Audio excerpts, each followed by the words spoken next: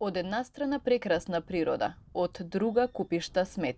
Туристите на Шарпланина затекнуваат ваква слика. Диви депонии со најразличен отпад кои ги снимивме при нашата обиколка на дел од Шарпланинските села заедно со директорот на јавната установа која раководи со националниот парк. Диви депонии има на повеќе локации во Националниот парк Шарпланина. Тие се претежно лоцирани покрај реките и патиштата во населените места во кои што има проблем со транспортирањето и складирањето на сметот. Ариф Гафури, кој живее и работи во село Вешала, вели дека се свесни дека со тоа што го фрлаат сметот во планината, се загадува природата, но нема каде да го депонираат, затоа што никој не доаѓа да го подига. Како се справувате со отпадот? Каде се депонира, каде се транспортира?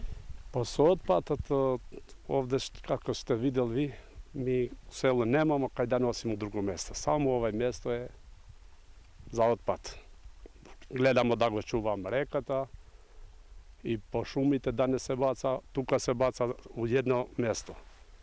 Али, ето и тоа овде има лош. Отпад е лош, кај да бацаш лош. Најлоните не се поквари никад. А треба да се чува убавина.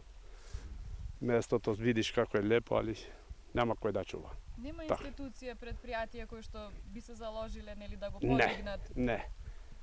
Ланско година или преланско, да вас лагам, не знам, били су неки луѓе го бере тоа на вреќе, носеше доле и више нема. Да има конте би био подобро. Све би скупе село, учош селото тамо и се носи доле, али ево и овде се почнал да баца, нема.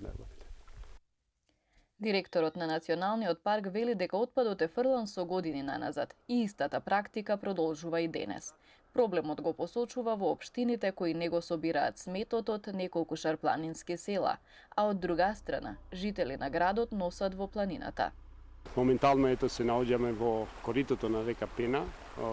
Погоре се 4 шарпланински села, како Вејце, Бродец, Вешало и Бозовце, со кои ги спомнав селата заради тоа што над сите тие села нема редовно собирање на отпад. И тие мештани од тие села секако принудени се негде да го наложат или да го фрлат тој отпад што секојдневно ја собират. Освен тоа, имаме и цврстиот отпад секако, што исто така се фрля по коритите на реките. Состојбата во сите села, пред селата и зад селата секогаш за изглед за некој посетител, да речеме што ќе не оди од градот, дали или па странец, ќе треба да помине низ овие села да стигне во одредена локација во Шарпланина, како што е Лешница пример, најпосетитено место во Шарпланина во летен период, каде што од тамо можеш многу брзо да стигнеш во врвови над 2500 метра, неколку врвови имаме тамо, ги имаме Караниколичко езеро исто од ова страна.